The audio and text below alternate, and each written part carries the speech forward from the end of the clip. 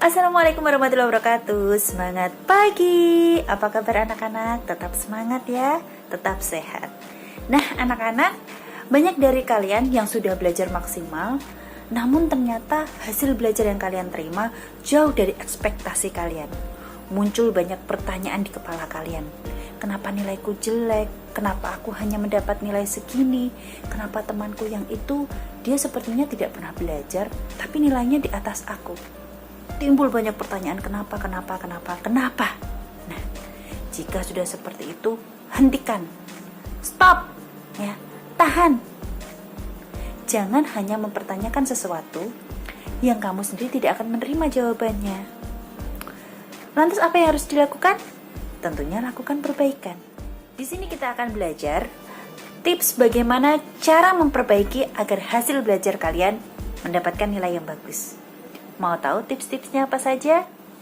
Tips yang pertama, buat target belajar. Ya. Anak zaman now selalu membutuhkan alasan dalam melakukan sesuatu. Kenapa itu diperlukan? Ya. Jadi kalian belajar juga harus menentukan target. Kira-kira kalian akan mendapatkan nilai berapa? Dari situ kalian tentu akan semangat dalam membuat ringkasan-ringkasan ataupun metode belajar agar kalian mudah paham terhadap materi yang diberikan oleh Bapak Ibu Guru.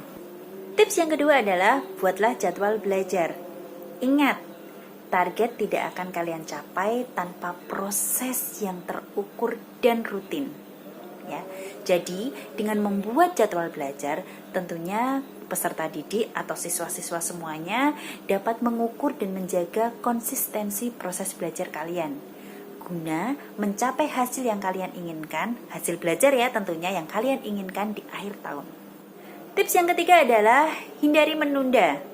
Ya, jangan membiasakan diri kalian dengan gaya belajar atau sistem belajar SKS, sistem kebut semalam.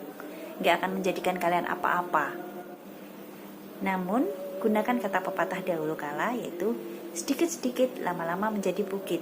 Belajar sedikit demi sedikit, ya, tentunya ilmu kalian akan bertambah. Daripada kalian belajar sekali dalam tempo waktu yang sangat singkat, yang kalian pelajari segini, yang gak akan pernah masuk di kepala kalian.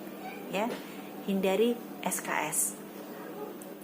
Tips yang keempat, yaitu dengan menggunakan teknologi, tentunya secara bijak.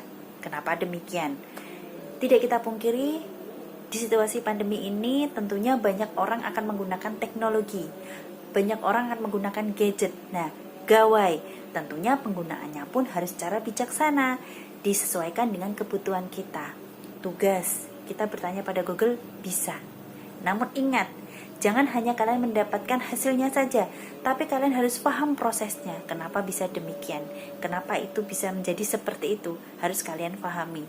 Tentunya belajar komunikasi dengan guru, dengan teman sejawat, ataupun kalian bisa mencari sumber-sumber referensi belajar lainnya. Tips yang kelima adalah jaga keseimbangan hidup. Ingat ya, tubuh kita ini hampir sama seperti mesin yang butuh juga didinginkan. Ya, jika kalian terlalu terforsir sekalian waktu belajar kalian, tentu juga akan membuat tubuh kita ini merasa tidak nyaman. Mungkin dampaknya tidak akan langsung kalian rasakan. Ya, Butias ada tips, lakukan istirahat 30 menit setiap kalian belajar 2 jam. 2 jam jika kalian fokus dan sungguh-sungguh itu terasa sebentar, ya. Tapi harus ingat, harus ada timer, ya.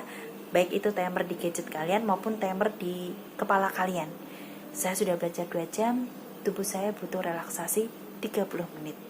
Ingat, keseimbangan dalam hidup itu perlu dan wajib menurut Ibu. Karena apa? Sel-sel kita ini juga butuh refreshing.